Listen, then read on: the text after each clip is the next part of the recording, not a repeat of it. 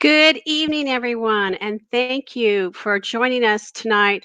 Welcome to Dinner Stories and the reimagined 2020 International Festival of Arts and Idea.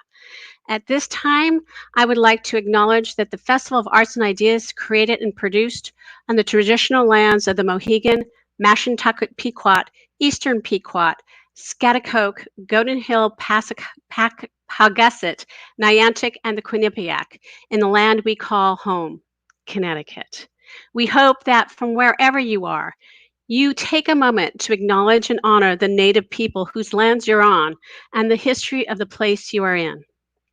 The International Festival of Arts and Ideas stands with Black Lives Matters and with countless citizens in our own country and across the country who are exercising their right to protest the systematic racism at the root of police violence. The festival stands in solidarity with Black and Brown communities who are targeted and abused by unjust systems of oppression. And finally, please complete our economic impact survey to help us better understand our audience and for the chance to win one of 10 25 gift cards to local restaurants.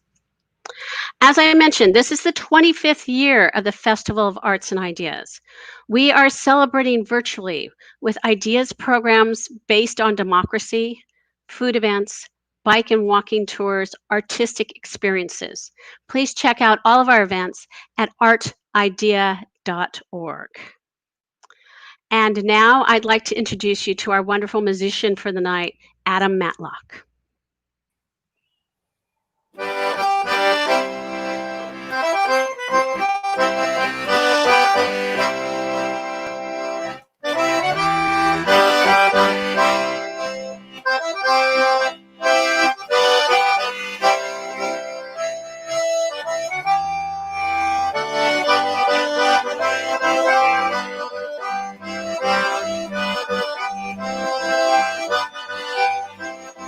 You're starting to like all the time you spend out there in nature, digging a crater for all your friends and their intentions. Oh, did I mention I'm starting to see you for what you are? I'm starting to see you for what you are. I admire your clarity of vision. I get too distracted by something that isn't a reasonable action. I pulled off of the course, but I made my way home by the light of your star. Made my way home by the light of your star.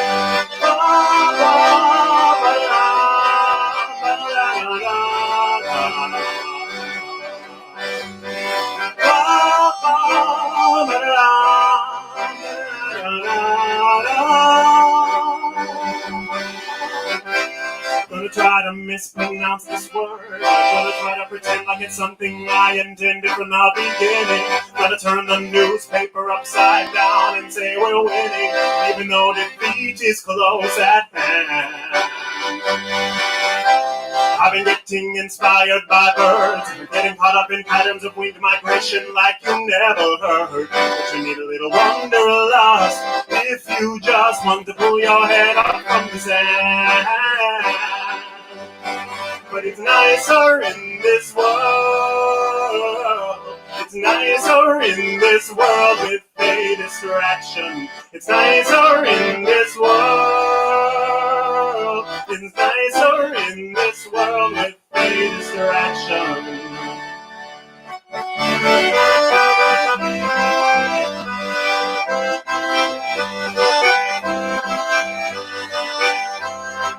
Think about all of the time you spend learning about all the dyads that make up our biomes. We're turning from star stuff to dirt. Maybe God's in the earth and she's starting to see us for what we are. She's starting to see us for what we are. I'm so tired of the symptoms of stress, so I run to the forest, looking for specimens like Lady Forest. And when I get lost, I can make my way home by the light of your star. make my way home by the light of your star.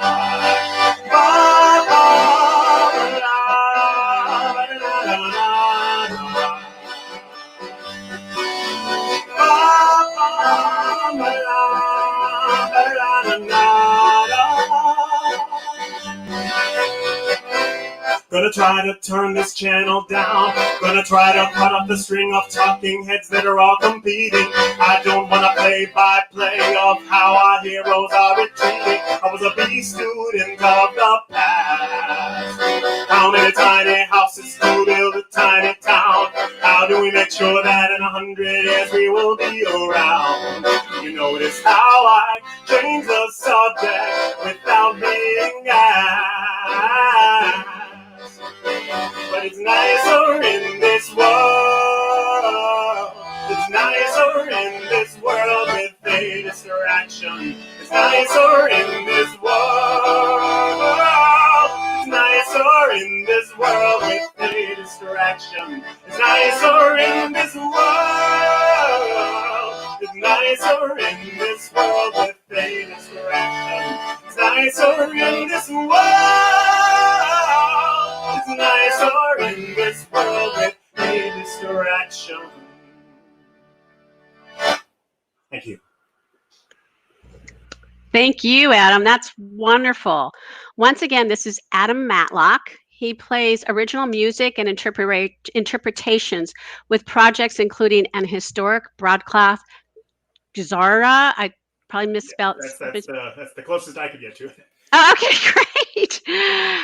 You bring so many different things and so many different narratives from different places, which is really amazing, from Balkan music and klezmer and soul. I'm so glad you could join us today. Oh, thank you for having me. I'm so glad to be a part of this.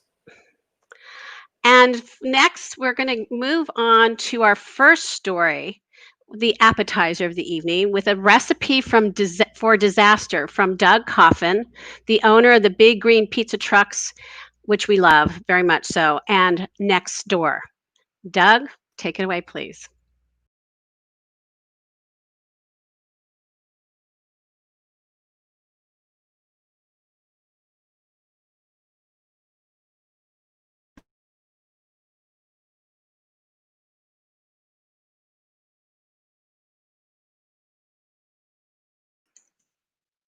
Hi, apparently we're having problems with Doug's audio. Doug, I don't know if you know this, but we cannot hear you right now. So can we figure this out? Tiffar is our producer, and she's working on this right now. So hopefully we can get Doug's audio back. Check your settings, please. But that's okay. We can figure this out. And do we want to go and get maybe another? So Doug, please disconnect your headset if you need to. And maybe what we'll do is we just heard you a minute ago, Doug. I don't know what happened.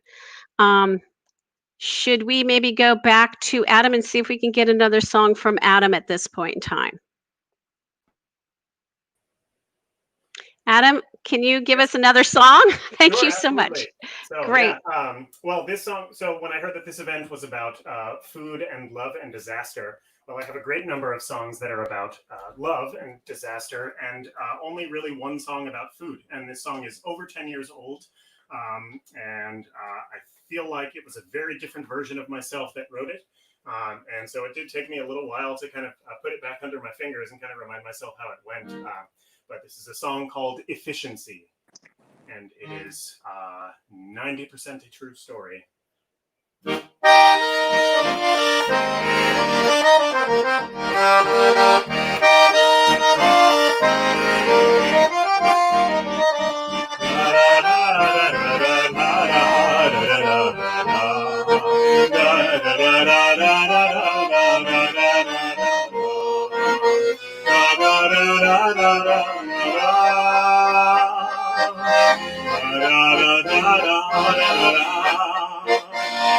Our landlord's out of town, he left us with some broken heat, watching frostbite bloom upon my fingers and my feet.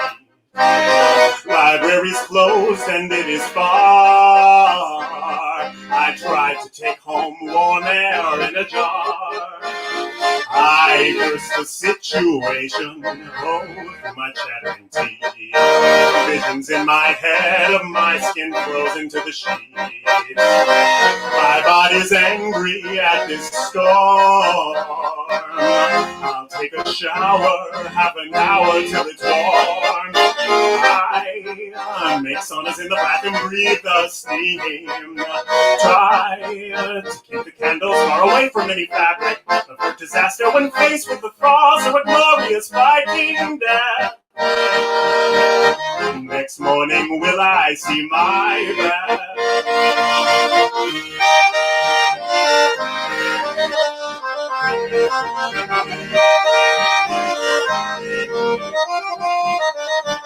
It occurs to me about an hour before dawn. A bird or two are chirping and a jogger pads along. Still got an oven and a stove. I rule the kitchen and in my robe, a half a head of cabbage and some garbanzo beans, onions, garlic, ginger, and I tell you that I mean to make a curry or maybe just a stew. I think the choice is up to you. Oh, I've concocted something that I can't explain. You think we should analyze the bit that remains. Maybe make a recipe for some other day when the cold isn't making us weep. And then we both fall asleep all night.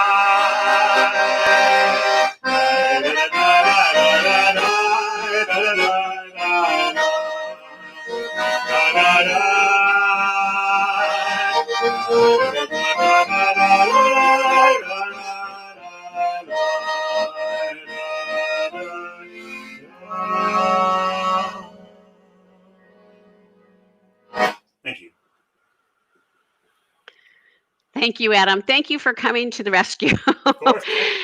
Maybe I shouldn't have labeled this recipes for disaster because we're having a little trouble here. So, but thank you so much. So we're going to try to go back to Doug Coffin once again and see if this works and see if we can hear him. No, we're not. Okay. So we're not going to go to Doug. Is that what I'm seeing? Okay. So what we're going to do is we're going to go to our main course. Sorry, we'll go back to the appetizer. If you're eating, I realize I'm totally screwing up your meal, but I'm sorry. So for our main course, we're going to go and we're going to talk to Michael Isco, who's part of the Story City Troupe. Michael tells stories at the Buttonwood Tree Art Center in Middletown the first Friday of every month. He has also participated in a number of Speak Up storytelling events, as well as Saul Fusener's Songs and Stories at the Next Store in New Haven. So let's go to Michael and take it away, Michael.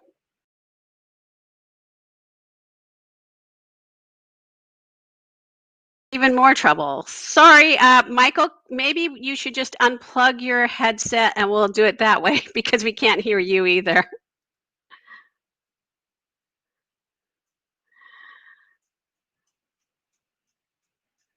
Talk to us, Michael. Let's see if we can hear you. Okay, go back down and see if we can. Oh, there we are. Yay. So it's 1992, 1993, and I'm going over my parents' house in Manchester, Connecticut, where my mother is working with her grandmother to put together this amazing cookbook. It's a true labor of love. She's collecting all the recipes from all of our families to put in a heritage cookbook. And now she's working with her mother, the dean of our Italian section of our family, to put together the Italian recipes. Now, I am dying to get in on this, but my Italian mother is very traditional and doesn't believe boys should be in the kitchen. But on this particular day, my grandma Frances, her mother, says, Marie, let him make the pepper, potato, and egg pie with me. I am thrilled. I'm going to learn from the master. I'm getting on the in, finally, on this Italian cooking thing that we've been living with. I met Frances Didino about 20 years before. It was shortly after the death of and this becomes confusing, my mother, Claire. And I don't like referring to my mother, Marie, as a stepmother, but that's what she is. My mother, Claire, died after suffering 10 years of a battle with Hodgkin's disease. She had 2 kids. We had a very happy life. But all of a sudden, she was gone. And my dad was a single parent for a few years. And as he dated, one of the people he met was Marie and her daughter, Lisa. We met them briefly one day on the way back from a ski trip. We had no idea what was going on until one day my father calls us into the bedroom of our 5th floor apartment in Mount Vernon, New York. And he says, "Look, kids, we're going over Marie's parents' house, Mr. and Mrs. Didino." I immediately ask, what was their name before it was Didino? Because our name was Iskowitz before it was Isco. I just figured. He looks at me without twitching and just says, Dadinsky. And the other question I had is, so we're going over for Sunday dinner? What time are we going? He says, we're going at 2 o'clock. I said, how can that be dinner? Michael, it's Sunday dinner. That's what they call it. So we go over the Dinos, formerly the Dadinskys, for Sunday dinner.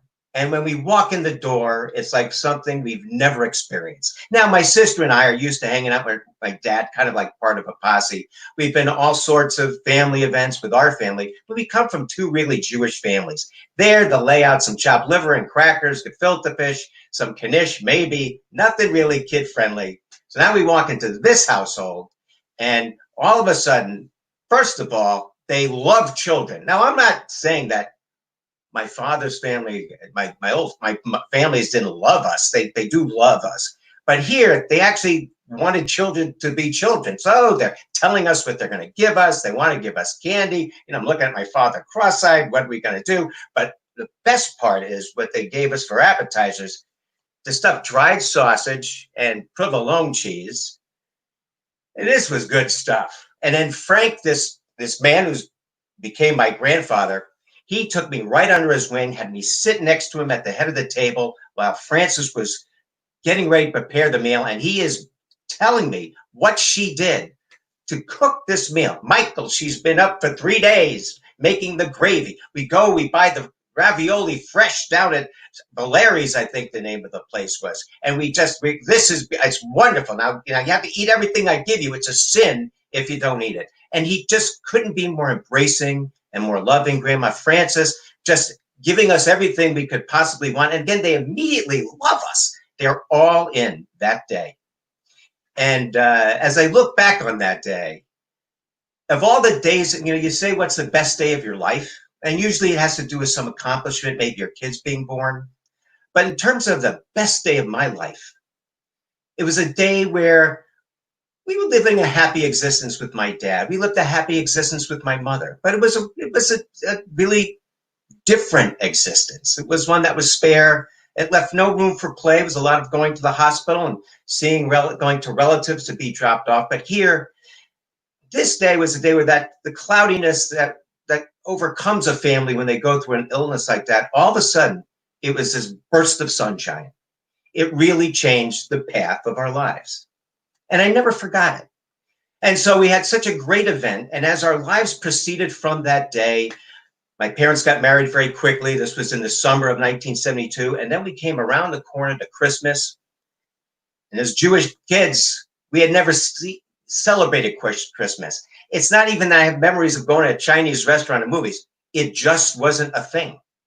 Well, it was a thing at the Didino household. It was a huge thing. And we had the fried fish, and we had the clams and spaghetti, and we had all sorts of other things.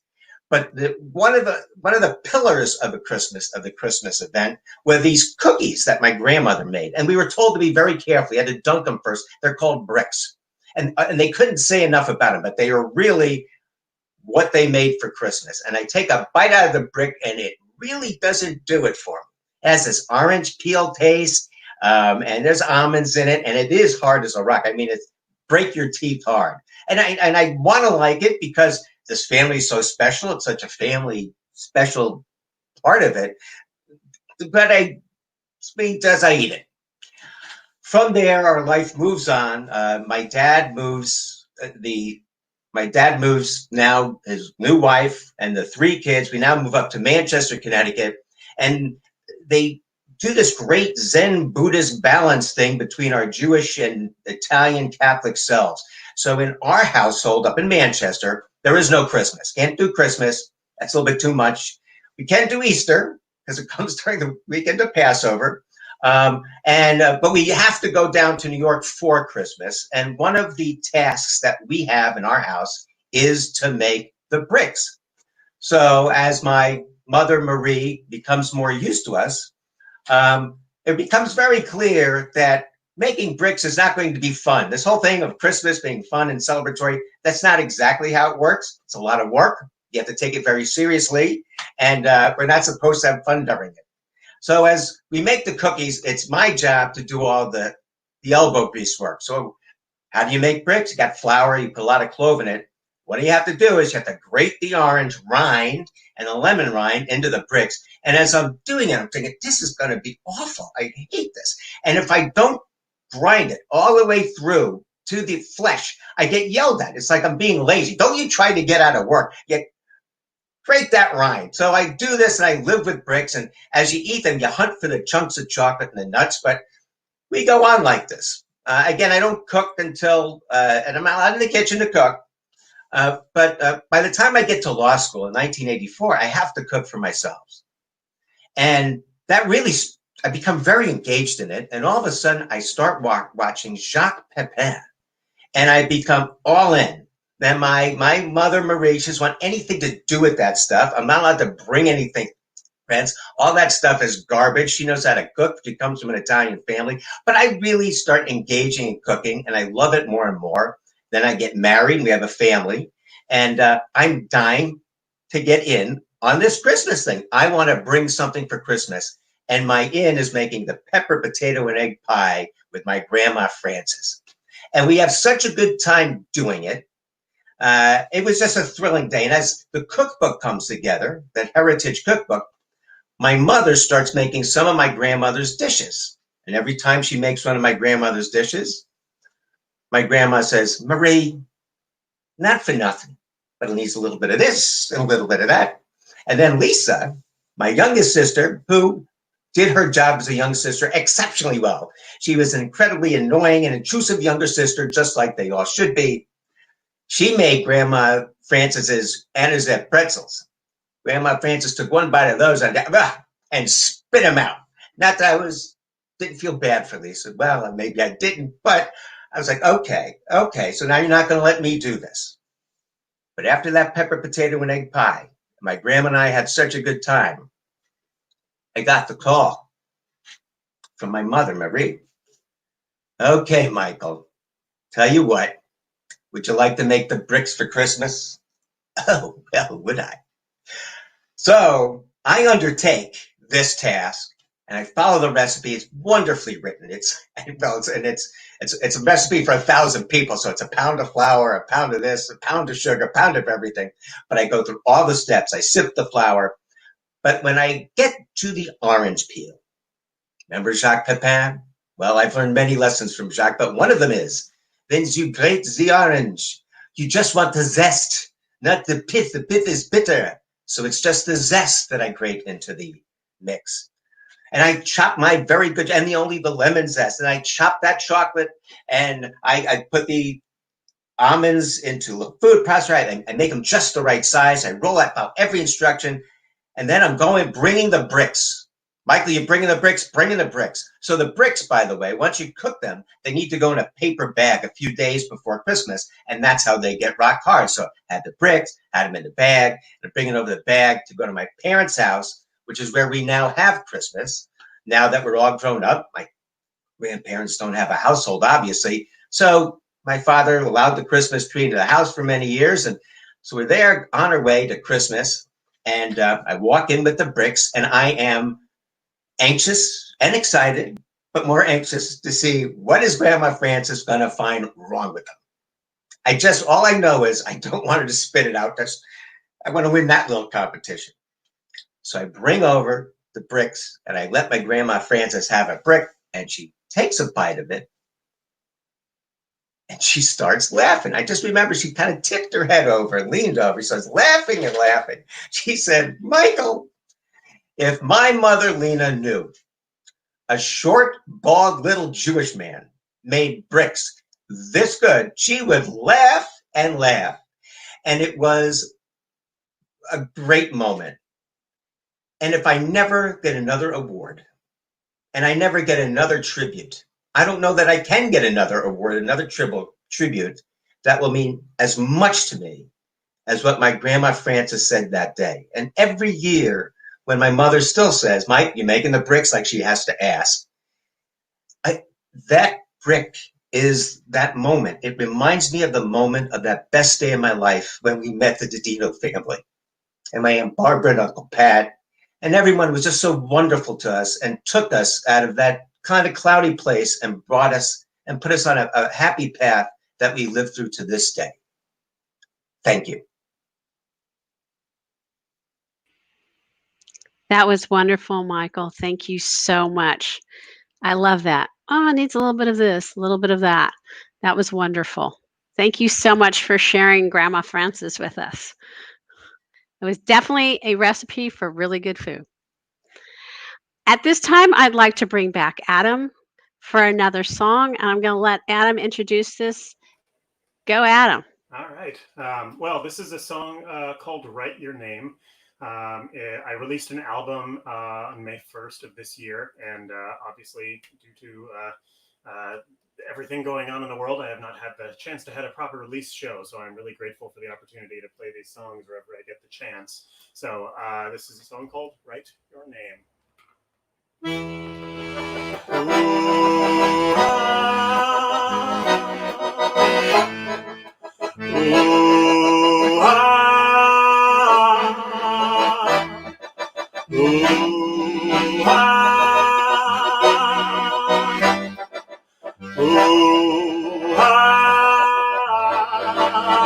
Everyone was afraid of the ruins. You planted a tree and the rabble forced yourself to be around it every day. I remember wondering what mood were you in when you walked the streets with a shovel, even if the sky was looming gray. And on that day when he tried to confront you, broke the handle in a moment of rage as our fellow sufferers turned to look. You were smart to ignore all the bait. You got wisdom of someone who's double your age. My purpose is only to write about you in my book. If I could only write your name, if I could only speak of what I see, if I could only rearrange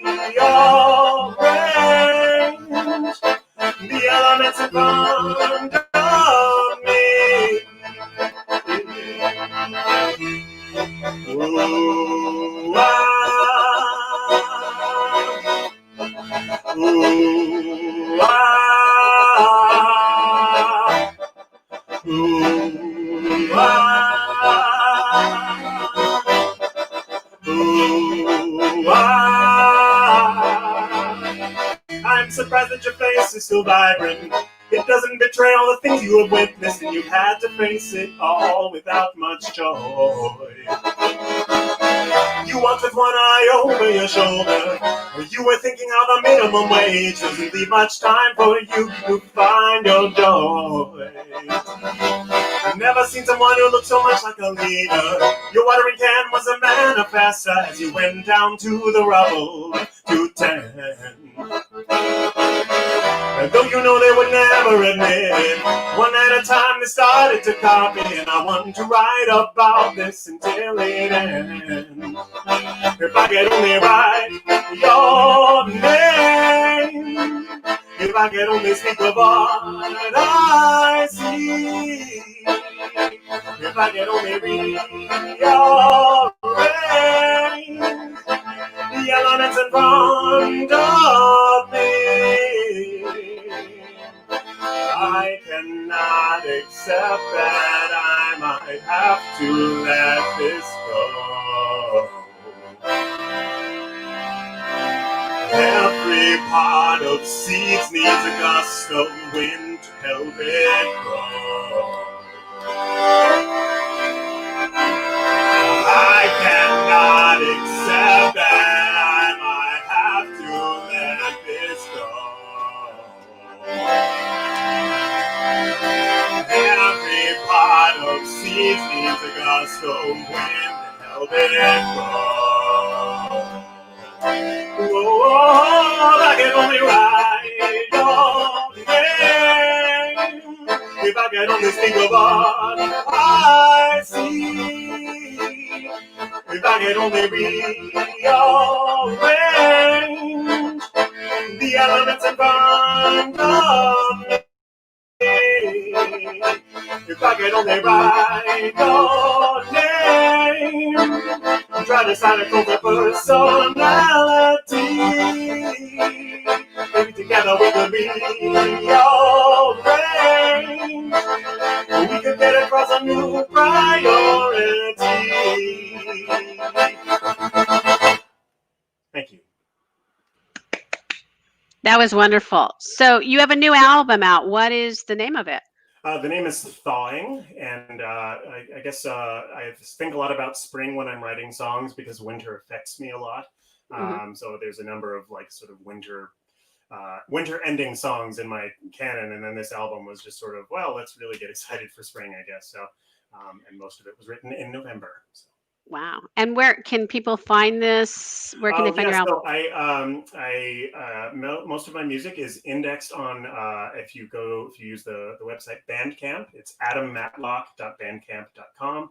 I have lots of projects, and so many of them are linked there, so you can check them all out. Great. Thank you so much. Thank you. Okay. Everybody's been hanging together. We're waiting to hear Doug Coffin. So let's try to go back to Doug and see if this is actually going to work. Yay, we can hear you. Okay, so Doug, maybe I let's go for a recipe for disaster, even though I think we've already experienced it. So, as I said at the start, as a caterer, I've gotten kind of used to dealing with disaster. So when Denise pitched this approach to me, I really liked it. I started off doing a kind of parody of recipes, saying, okay, for a disaster, take equal parts ego and ignorance, put them together in a small room over high heat, and wait till you have an emotional meltdown. And I kind of liked where that was going. But the more I thought about disasters, the more I thought about a comment that I had made one night on NPR. I'd been working all day in the kitchen and I was listening to the news, and they started talking about different strategies for surviving an all-nighter. And I was listening and just shaking my head. And finally I had to call them up. They had a comment line on those days. And I said, you know, I'm listening to this show and I'm looking down the barrel of another all-nighter. And what's troubling me, the questions that are going through my mind are not whether to have orange juice or coffee or whether to take a power nap from 12 to 12:15, but more, I want to know, how did I get into this jam yet again? And why is it at 40 years old that I'm still pulling all-nighters? And so as I thought about disasters, I was thinking, we all have our favorite recipes for disasters, our own little things that we do to get us into jams. And I thought the thing that we would find most useful is to look at some of those recipes and try and figure out how we could tweak them to make a better result. And I thought I would start off with some of my experiences as a caterer. So, early days of catering. I'm in the kitchen of the director of the Yale Alumni Association. I've got this wonderful butterflied leg of lamb in the oven. It's got a wonderful mustard, garlic, and herbs de Provence marinade on it, and it's smelling really good. It's my sister's recipe. I had asked her for it, and she'd been reluctant to give it to me because it was her dissertation advisor's secret recipe, and she had promised not to share it. But I managed to get it. And now the lamb is just about done. It's looking gorgeous.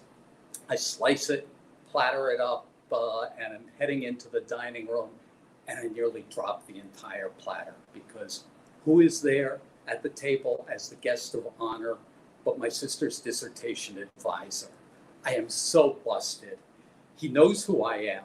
He's obviously going to recognize that this is his lamb dish. And what do? I decide to try flattery. I tell everybody that I had this absolutely wonderful lamb dish at my sister's house, and I pleaded with her to give me the recipe.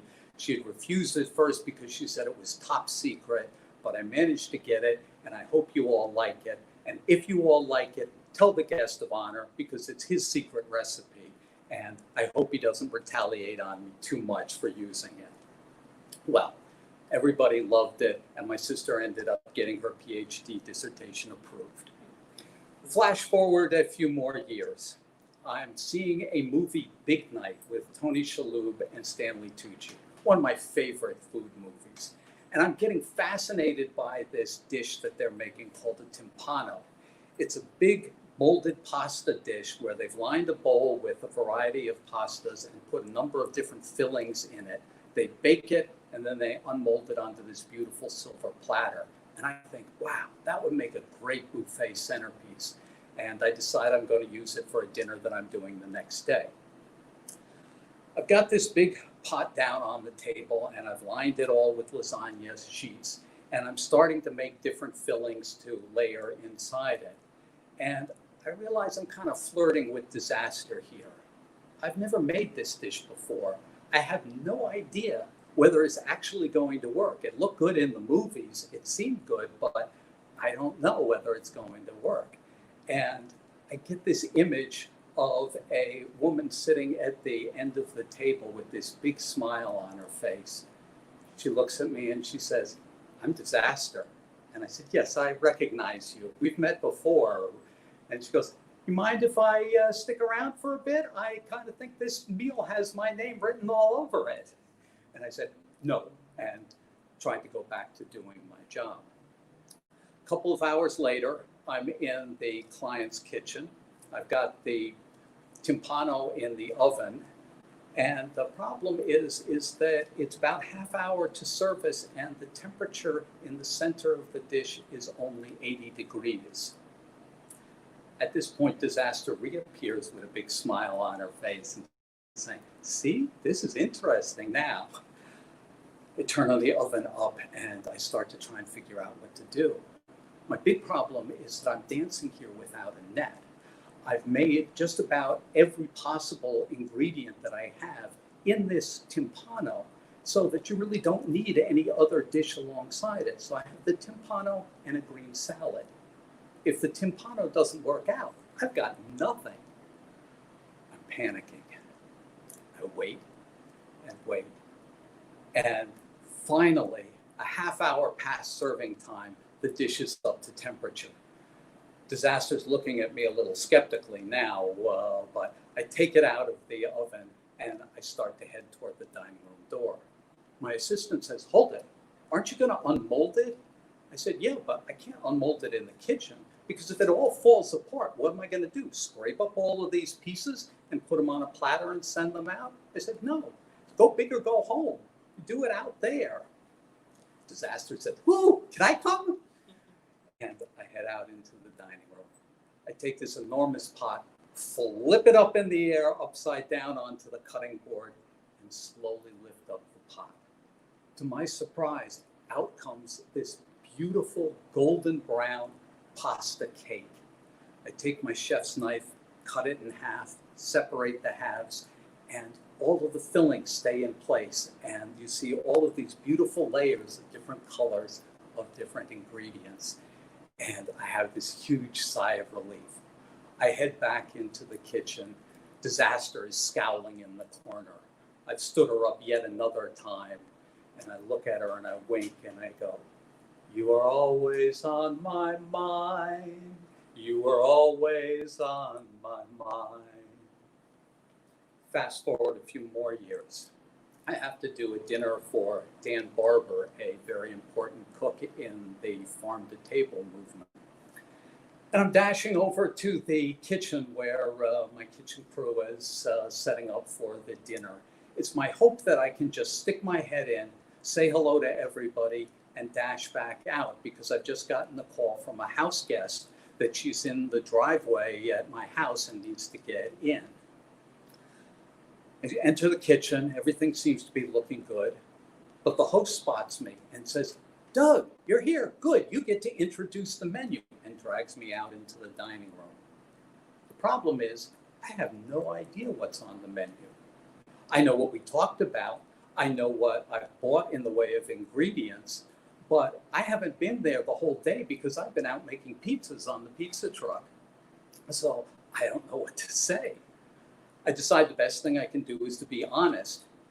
I tell them that I've been very concerned about trying to come up with a menu suitable for this Mr. Barber, and that I finally decided that the thing he would want us to do is to go around to all of the local farms, buy the best ingredients that we could, and cook them simply so that all the flavors came through, and that's what we were going to do.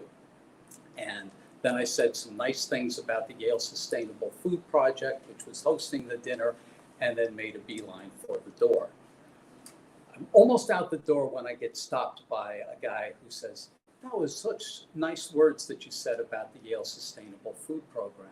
I said, "Well, thank you. They're a very good organization, and we're very glad to support them." And I look at him and I say, "So are you a graduate student here?" And he says, "No, I'm a restaurateur." And I said, "Oh, really? Where's your restaurant?" He said, "Tarrytown, New York." I look at him, I said, "Oh, that would make you the guest of honor, wouldn't it?" And he says, "Yes, indeed."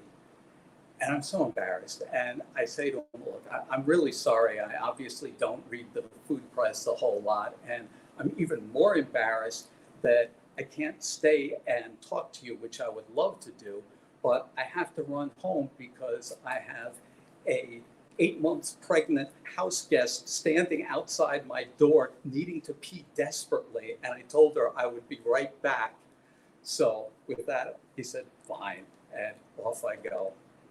And I'm driving into the car going home, and I'm wondering why. I think back to that same moment when I was on the radio, and I think, why is it that I'm yet again in a jam, and why am I again falling flat on my face? And later on that evening, I realized that there's really no way around that. No matter what you do, no matter how carefully you prepare, no matter how much you think you know, at some point you're going to fall flat on your face. And I think back to when I was a boy and I took a judo class. I thought I was going to be like in the James Bond movie and get some great fighting moves to fend off all of these people who might bother me. But instead, what the class focused on was learning how to fall. And it was a very good lesson. And now when I look back over 30 years of catering, and I think, what is it that I've learned most about disasters? What I've learned most is that you have to accept that you are going to fall at some point, and that the real challenge is learning how to do it gracefully. Thank you all, and good night. That was wonderful. I'm so glad we got to hear your story, Doug. And oh, look, Judy Coffin, my recipe stolen from my advisor. Shout out to John Merriman.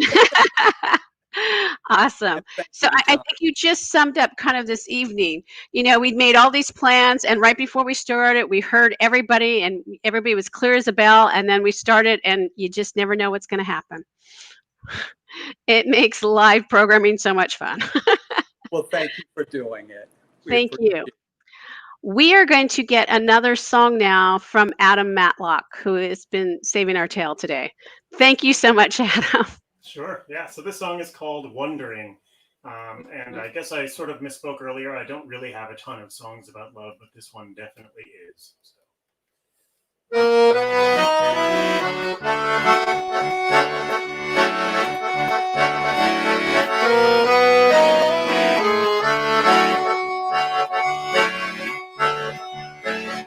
River runs at the end of the day. They're still wet from swimming. Chill on the air is just a tease, not like it was this morning.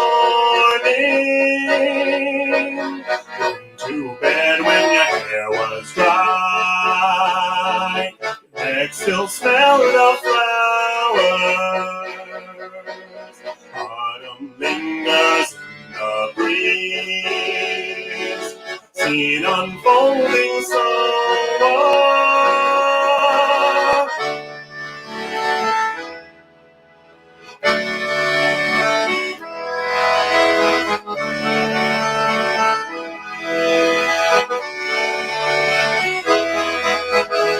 Listen, listen, remember what we hear is just the sound of friction.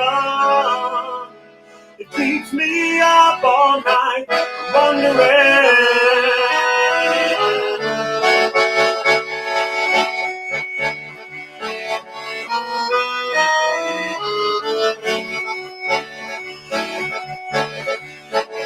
Moments passing by like months, a forest we could drink in. I only said the wrong thing once, but you were at the sink. We'll spend 3 days all in those woods. Tourists came that weekend. Engine shattered all that calm. Balance it, we stopped speaking. Listen, listen. Remember what we hear is just the sound of friction. It keeps me up all night. I live my life with questions. Choices help me pass the time, and my regrets are showing up too fast, wondering.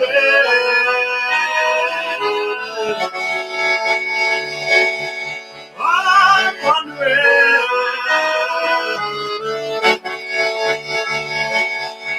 Don't you know what I'm wondering?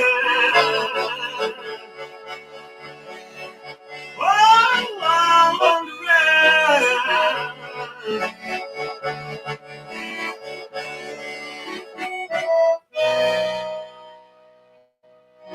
Thank you. Thank you. Thank you very much. Okay, next up for our dessert entree, we have the acclaimed and award-winning storyteller Jennifer Monroe, who most recently has been presented with the Circle of Excellence Award by the National Storytellers Network for impressive storytelling skills, and they are very much so, and a commitment and dedication to the art of storytelling. Please welcome Jennifer Monroe, her recipe for love with Just an Ordinary Christmas. Thank you. It was just an ordinary Christmas in Great Britain in 1956, and it was filled with the usual holiday fare that my mother began preparing way before the actual event. In early fall, she made the homemade elderberry and potato wines, which she said was needed to fortify the adults. The bottles stood underneath the kitchen sink, and as the weather turned cold, they occasionally popped their corks in anticipation of the revelries. She made the Christmas pudding before October. It was rich and thick with dried fruit, beef suet, black treacle stout, and rum. She steamed it for hours, and then it sat on a shelf in the kitchen, ripening, as my father said. The Christmas cake, too, was made before Christmas. A few days before Christmas, she'd cover it with marzipan and royal icing. Well, that year, my grandparents, as usual, came to visit. And on the day that they were expected, my mother was in the kitchen creating snow clouds of white flour as she made mincemeat pies and sausage rolls. Now, in Great Britain, mincemeat pies are small, round things made with crumbly short crust pastry containing no more than a tablespoon of mincemeat and generously flavored with rum. While my mother was cooking, we 4 kids had to decorate the living room. We covered the little fuzzy tree with all our homemade Christmas ornaments, and then we decorated the room with streamers of crepe paper and ribbons of the paper chains, balloons, a few lights. And when we finished, the room had been transformed into a grotto of gaudy light and color. And none too soon, there was a knock at the back door. Grandma and Granddad had arrived, and we started sniffling and coughing in the hopes of getting a tablespoon of Grandma's homemade cough medicine. We'd been playing outside for days without benefit of hats or mittens. Well, I was a victim of constant ear infections. I usually won the prize. When she kissed me on the cheek, she announced that I had a little fever and would need a tablespoon. We all gathered around and watched as she poured the viscous brown liquid onto the spoon. And when it went into my mouth, it oozed over my tongue and slipped sinuously down my throat, warming everything on the way down. And that night, my dreams burst into kaleidoscopic color that carried me to morning feeling replete and new. You know, years later, I discovered why we loved Grandma's cough medicine so much and how it had managed to work such a miracle. When I was cleaning out my mother's house, I found my grandmother's handwritten recipe booklet, and on the 3rd page, I found this recipe: 1 pint of boiling water, a generous measure of black treacle, a few drops of oil of aniseed and peppermint, Spanish, but she didn't say what kind of Spanish, paregoric, which is an opiate, and laudanum. Well, it's a wonder we survived childhood without becoming full-blown addicts.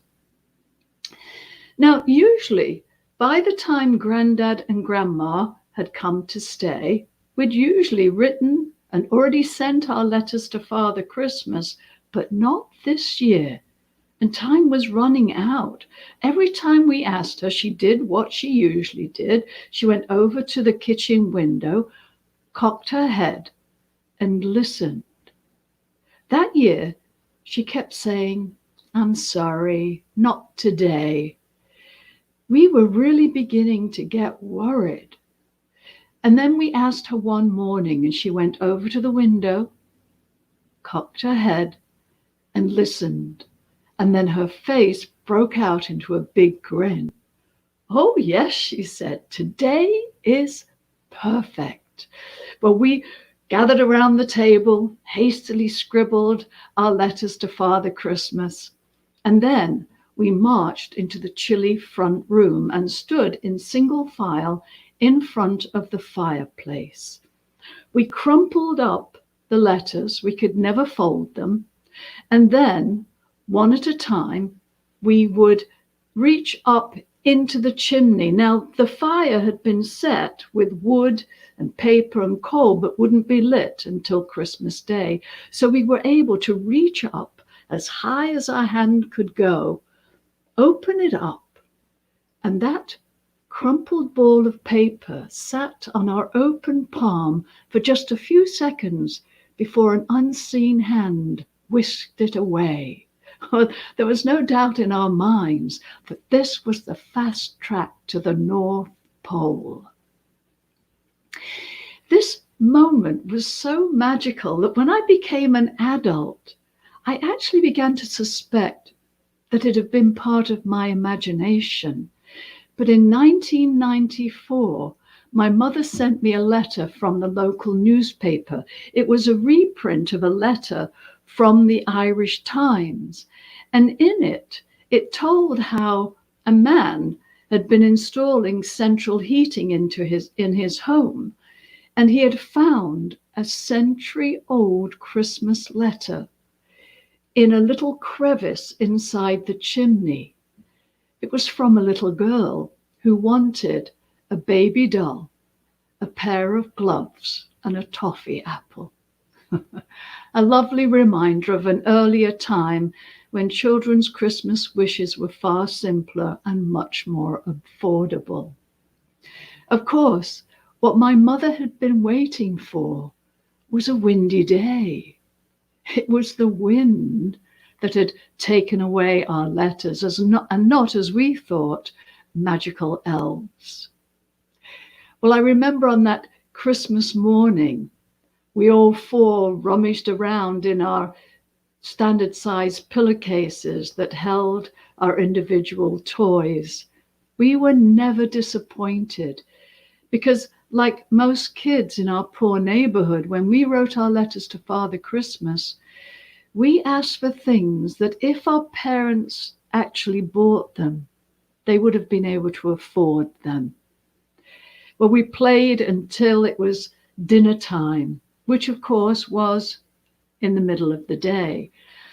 Grandma and my mother brought in the platters laden with food, and I can't ever remember there being more than one chicken, but really a cockerel, we called it. It was a little bigger than a chicken, among the 8 of us. But there were mounds of mashed potato and big piles of sausage stuffing and oceans of gravy. There was always enough to eat. Well, after we finished eating, as usual, my father pushed his empty plate away and said, "That was terrible, Barbara." And then we kids joined in with what we knew was coming next. "It flew to my stomach too fast."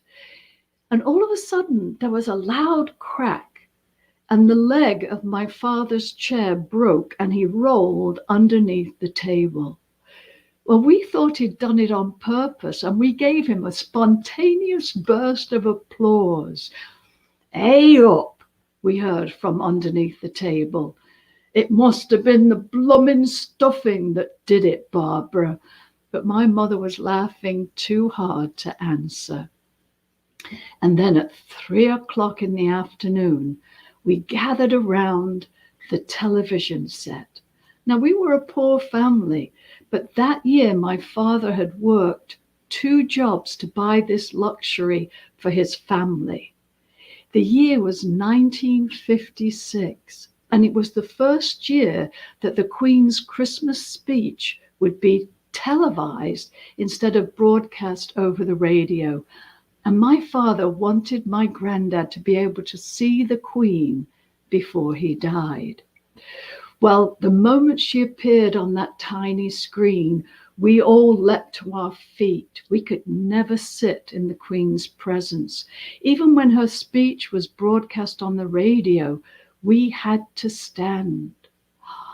I remember she looked beautiful in this shiny party dress. She wanted to tell us that she hoped that this new medium would make her Christmas message more direct and personal. And she told us that her children enjoyed watching the television and that they were watching it right now. Well, this made us laugh.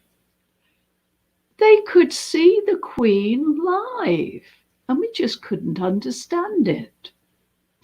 Well, as usual, we never got to hear the ending of the speech because Grandad began to weep, which was always a noisy affair. The rest of the day passed without note. For supper, we had sausage rolls, more mince pies, English trifle, and in true Dickensian style, chestnuts that my father roasted not over an open fire, but on top of the squat black stove in the living room. It had just been an ordinary Christmas, filled with the usual holiday fare, and I have no doubt it was like Christmas days that were played out in homes across most of Great Britain at the time. But what made our Christmas so extraordinary, what made our childhoods so extraordinary, was the fact that my mother and father loved one another above and beyond all things. They loved one another passionately. It was that secret, special ingredient that was baked into everything that we ate. It sustained us then, and I'm pretty sure it's still sustaining us even to this day. Thank you. That was beautiful. Thank you. That's a really wonderful recipe for love. I mean, it's just so wonderful. And the vision of the little notes being swept up the chimney. I know. Can you imagine? Not at all. It's so clever. I love it. Thank you so much. We have one more song from Adam Matlack to close out the evening. So please take it away, Adam. Well, now I feel bad. My final song is definitely my disaster song. The album I put out before this last one was a majority of the songs were about the end of the world in some capacity. So and this is a song called Coffee Mouse.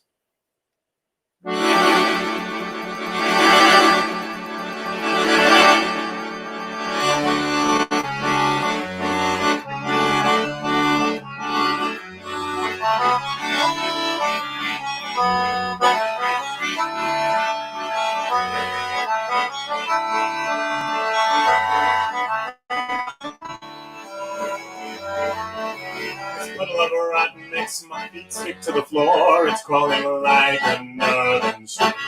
Its walls are breeding fruit flies and roaches. There's gotta be a nest somewhere behind the scenes. The stench is buried somewhere beneath these boards, and plastic keeps the poison on the other side.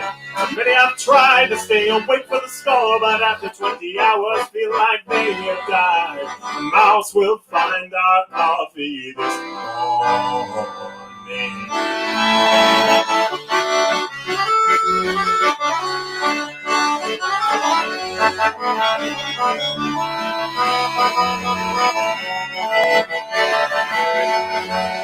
Oh, the upside of the death of the atmosphere. It's been a while since we've seen ice or snow. A nuclear winter's not really a winter. It's poison on the wind, but no cold can blow. The mouse is grinding coffee between its teeth. It's grown 6 feet or more since the bombs first hit. We haven't had power since the end of the war. The mouse tolerates us, we can't live without it. The mouse will grind our coffee this morning. Wake up, mouse! Wake up, mouse, you're bruising. Come outside, scavenge for our choosing. Wake up, mouse! Wake up, house, you're cruising. Come outside, scavenge for our choosing. Find a stash of coffee and run home to celebrate.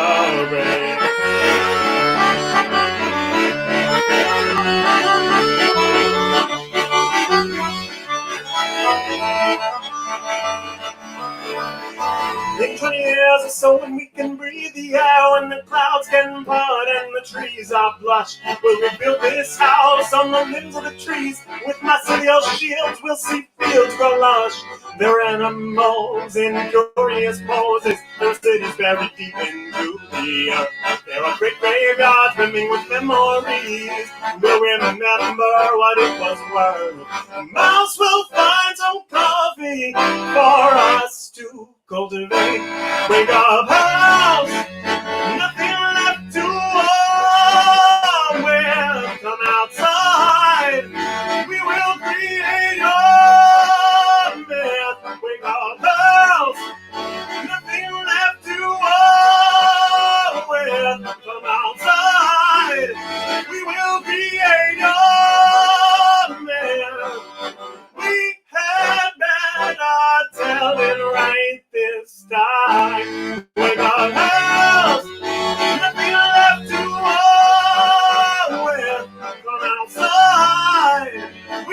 create a man. Wake up, nothing left you wrong with. Come outside, we will create a man. We had better tell it right this time. Thank you. Thank you. And thank you, Nina, for the bravo. I think everybody here deserves a bravo tonight. Thank you for our audience for sticking with us. And thank you, Saul Fusner. So thanks to our tellers, the wonderful Doug Coffin, Michael Isco, and Jennifer Monroe, and our Thank you. fantastic musician, Adam Matlock. Thank you. Look for his album on Bandcamp. He really saved the day today. Our next storytelling event is June 27th at 3 p.m. It's a workshop, Stories and Storytelling, You, Me, and the World Around Us, with the storyteller Laconia Terrio. I hope you have all really enjoyed tonight. Thank you all so much. Have a great evening. Well, thank you. Thank you. Thank you.